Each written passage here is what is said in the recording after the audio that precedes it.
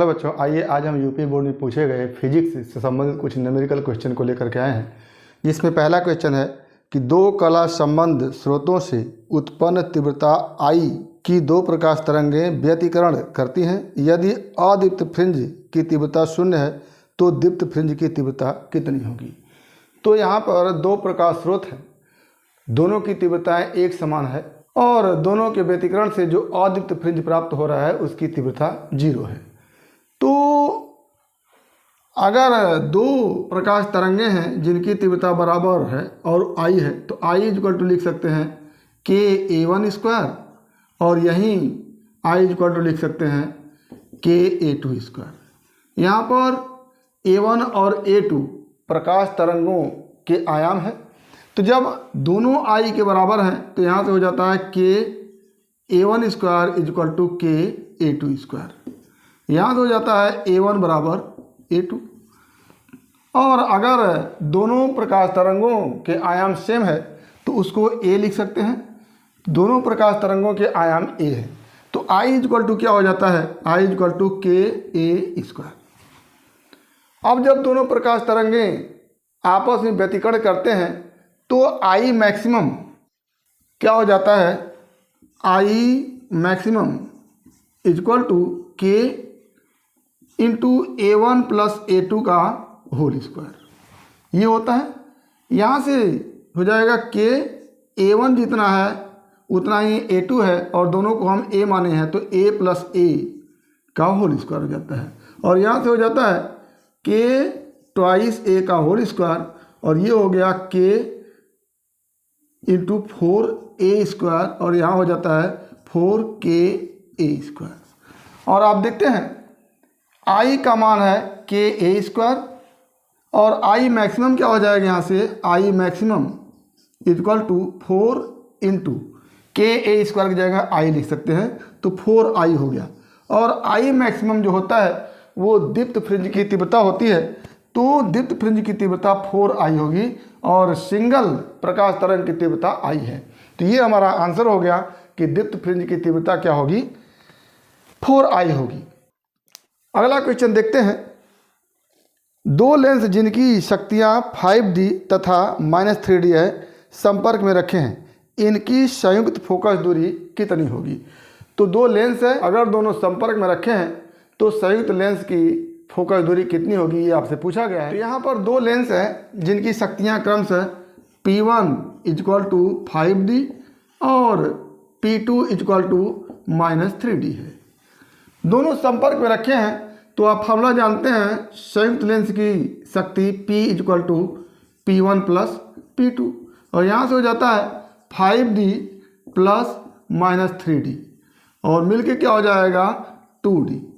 तो संयुक्त लेंस की शक्ति 2D हो गई और आप जानते हैं कि F इक्वल टू हो जाता है 1/P मीटर में। तो संयुक्त लेंस की फोकस दूरी के लिए F इक्वल टू लिखेंगे 1/2। 2D दो डायोप्टर शक्ति है संयुक्त लेंस की, तो 1/2 करेंगे, ये हो जाएगा मीटर में।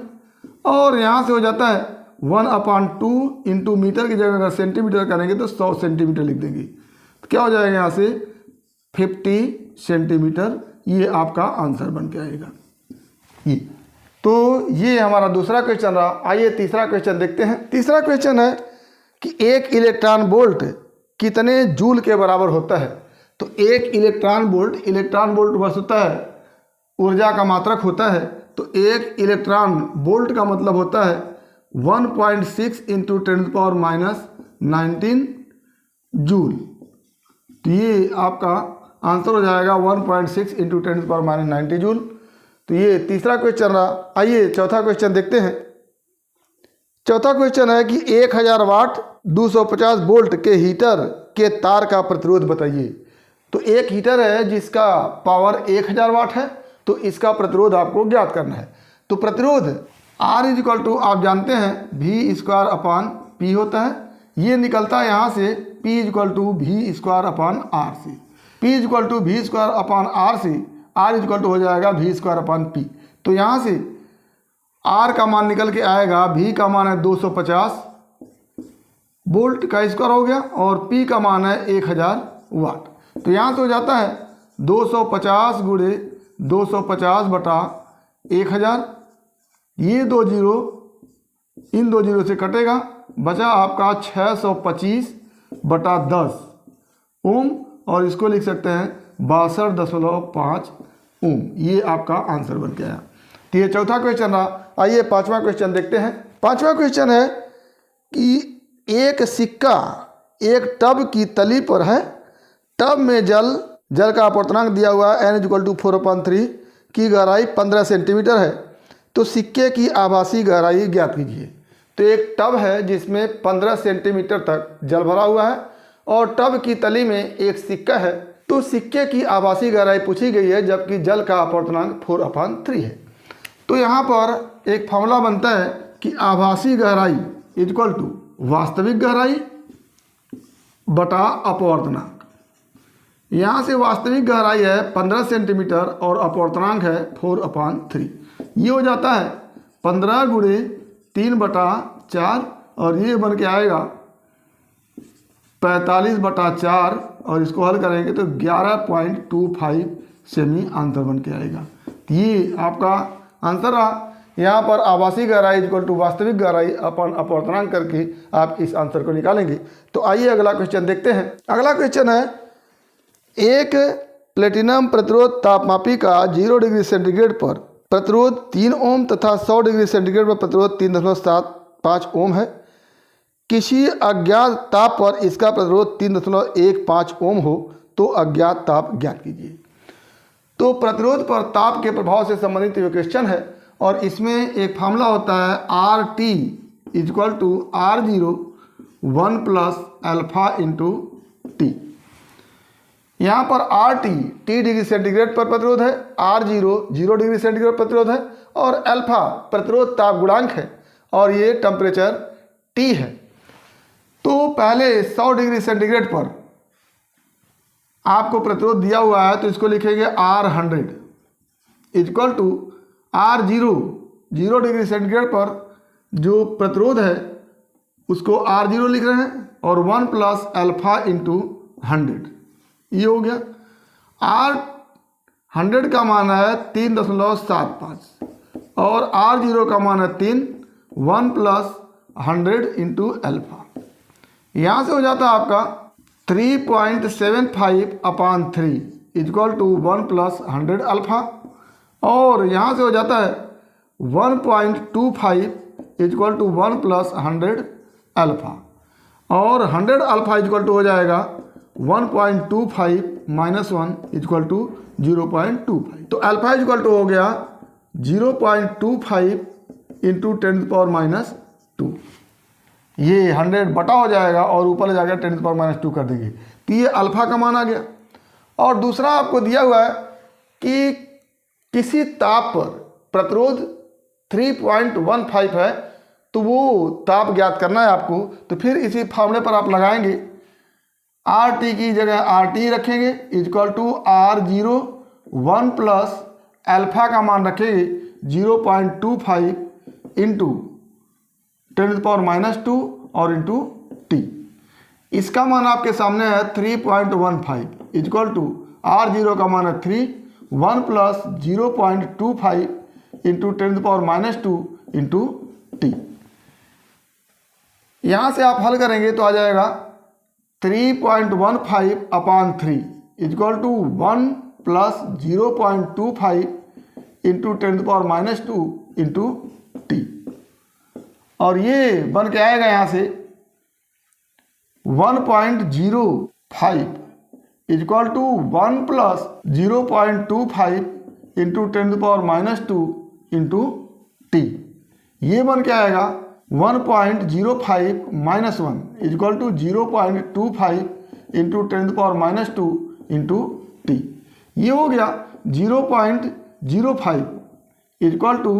0.25 × 10⁻² × T।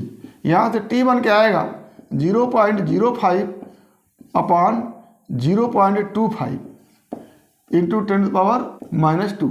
और ये हो गया 5/25 इंटू 10⁻²। ये बन के आया 100/5 और ये हो गया 20 डिग्री सेंटीग्रेड। ये आंसर बन के आया। तो इस तरह से इसको करेंगे। इस फार्मूले पर RT = R0 1 + α_t में R100 = R0 1 + α इंटू 100 करेंगे। R100 का मान है 3.75, R0 का मान है 3। यहाँ से हल करने के बाद अल्फा निकल के आएगा। इसी अल्फा का मान फिर RT = R0 1 + अल्फा की जगह ये रख के इंटू टी कर लेंगे।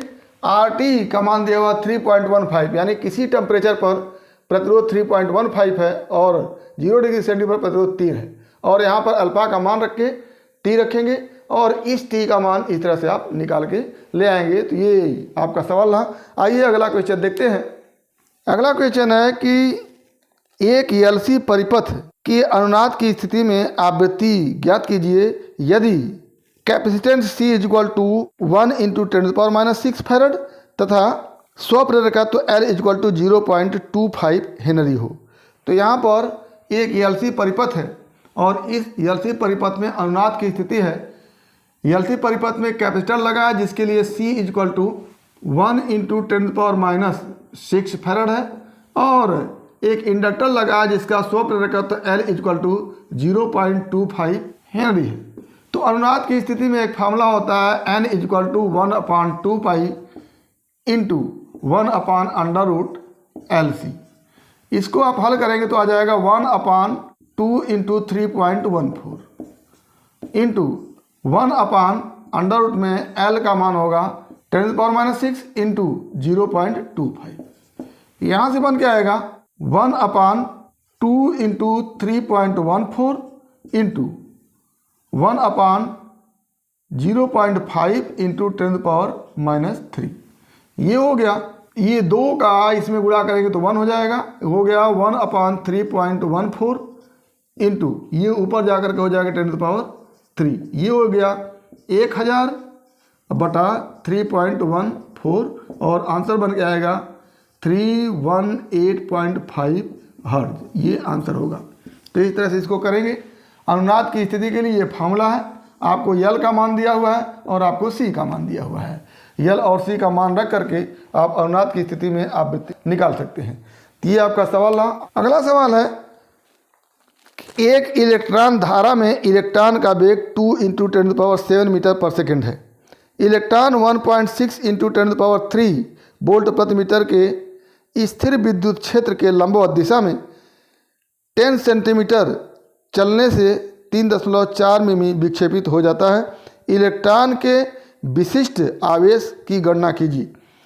तो एक विद्युत क्षेत्र है, मान लीजिए इस तरह से है और विद्युत क्षेत्र की दिशा इस तरह से ऊपर की ओर है और इलेक्ट्रॉन इस तरह से प्रवेश कर रहा है।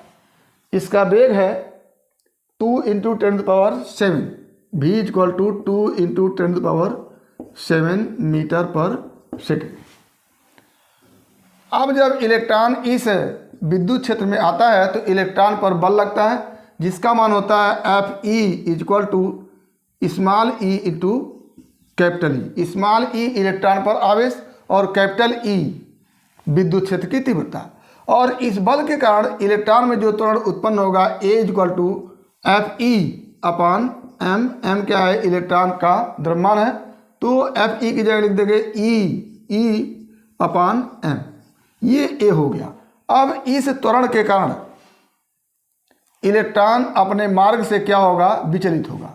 और इलेक्ट्रॉन अपने मार्ग से विचलित होगा तो इलेक्ट्रॉन पर जो बल लगेगा वो विद्युत क्षेत्र की तीव्रता के अपोजिट दिशा में लगेगा। तो इलेक्ट्रॉन पर बल नीचे की तरफ लगेगा Fe और इस Fe के कारण त्वरण भी क्या होगा? नीचे की ओर आएगा।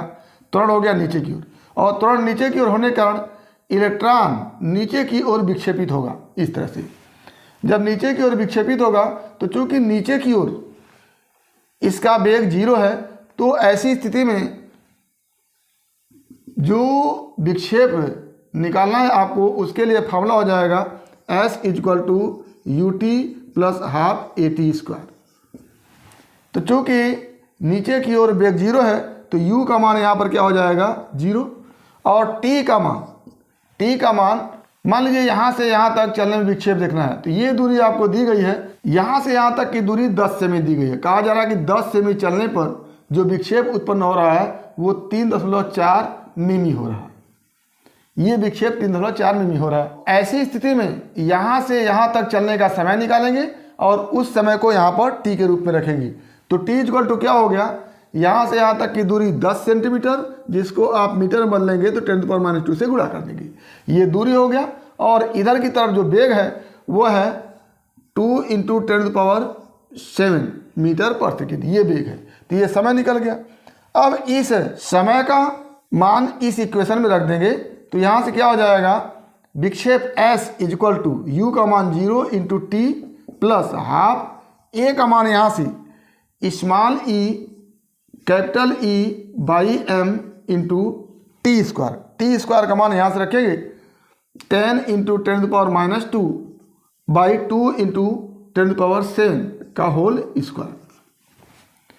और यस का मान जो विक्षेप है वो 3.4 मिमी है, तो यस की जगह रखेंगे 3.4 मिमी को बदलेंगे मीटर में तो हो जाएगा 10⁻³ से गुणा। और ये हो गया इक्वल टू, ये पूरा 0 हो जाएगा। यहाँ से हो गया half small E capital E by m into 10 × 10⁻² upon 2 × 10⁻7 का होल स्क्वायर। अब e का मान आपको दिया हुआ है 1.6 × 10⁻3, तो e का मान यहाँ रखने गया, क्या हो जाएगा 3.4 × 10⁻³ equal to half e by m into capital E का मान 1.6 × 10⁻3, और ये पूरा हो जाएगा गुणे 10 × 10⁻² अपॉन 2 × 10⁻7। और यहाँ से E बाई m का मान आपको निकालना है, विशिष्ट आवेश को E बाई m कहते हैं। तो E by m equal to क्या हो जाएगा, E by m equal to ये 3.4 × 10⁻3, ये इधर से आएगा 2 गुणा कर देगा, और ये इधर स्क्वायर बन के इधर गुणा करेगा तो क्या हो जाएगा 2 × 10⁻7 का होल स्क्वायर, और इधर ये भाग देगा आकर के इधर, और ये भी भाग देगा तो क्या हो जाएगा बटा 1.6 × 10⁻3 इंटू ये भी भाग देगा तो क्या हो जाएगा 10 × 10⁻² का होल स्क्वायर। इस पूरे को हल करेंगे तो E बाई m बन के आएगा आपके सामने 1.7 × 10⁻11 कूलाम प्रति केजी। ये E बाई m का मान आपके सामने आएगा, ये आपका आंसर हो जाएगा। तो इस तरह से आप करेंगे, इसको आप हल करके निकालेंगे। आइए अगला क्वेश्चन देखते हैं। अगला क्वेश्चन है कि रेडियम की अर्ध आयु 1600 वर्ष है, कितने समय पश्चात इसका 3/4 भाग विघटित हो जाएगा। तो यहाँ पर आप मान लेते हैं, मान लिया प्रारंभिक भाग n0 है और विघटित भाग बराबर क्या हो जाएगा 3/4 n0, और शेष भाग क्या बचेगा बराबर n0 प्रारंभ में है और 3/4 n0 क्या है विघटित हो चुका है, तो बचेगा कितना n0/4, ठीक। और इस शेष भाग को n कहते हैं, तो शेष भाग n इक्वल टू n0/4 हो गया। और यहाँ से n/n0 अगर निकालें हम तो ये हो जाएगा 1/4। और रेडियो एक्टिविटी में एक फार्मूला होता है कि n/n0 इक्वल टू 1/2 और small t upon capital T। यहाँ पर कैपिटल T अर्ध आयु है और स्मॉल t जितने समय में ये शेष भाग बचा हुआ है, तो n शेष भाग है और n0 क्या है प्रारंभिक भाग है, तो शेष भाग n की जगह क्या लिख देंगे n0/4। तो n0/4 अपान क्या हो गया n0 इक्वल टू 1/2 के पावर t अपान कैपिटल T का मान 1600 वर्ष है, ये हो गया। यहाँ से बचा 1/4 इक्वल टू 1/2 पे पावर स्मॉल t अपान कैपिटल T। यहाँ से हो जाता है 1/4 को लिख सकते हैं 1/2 पे पावर 2 इक्वल टू 1/2 पे पावर स्मॉल t अपान 1600 वर्ष। ये यहाँ पर 1600 हो जाएगा। अब यहाँ से 2 की जगह क्या हो गया, t/1600 हो गया। तो क्या लिख देंगे यहाँ से 2 = t/1600 और यहाँ से आ जाता है t = 2 × 1600 बराबर 3200 वर्ष। ये आपका आंसर बन के आ जाता है। तो इस तरह से आप आज यूपी बोर्ड में पूछे गए कुछ न्यूमेरिकल क्वेश्चन को देखा। उम्मीद करते हैं कि आपको समझ में आया होगा। अगर इसमें किसी प्रकार की समस्या है तो आप हमारे YouTube चैनल के कमेंट बॉक्स में कमेंट करके अपनी समस्या का समाधान करेंगे।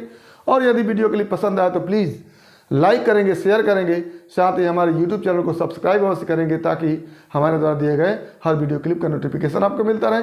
तो आज बस इतना ही। अगला टॉपिक अगले वीडियो क्लिप में एक बार फिर आपके भविष्य के लिए बेस्ट ऑफ लक। धन्यवाद।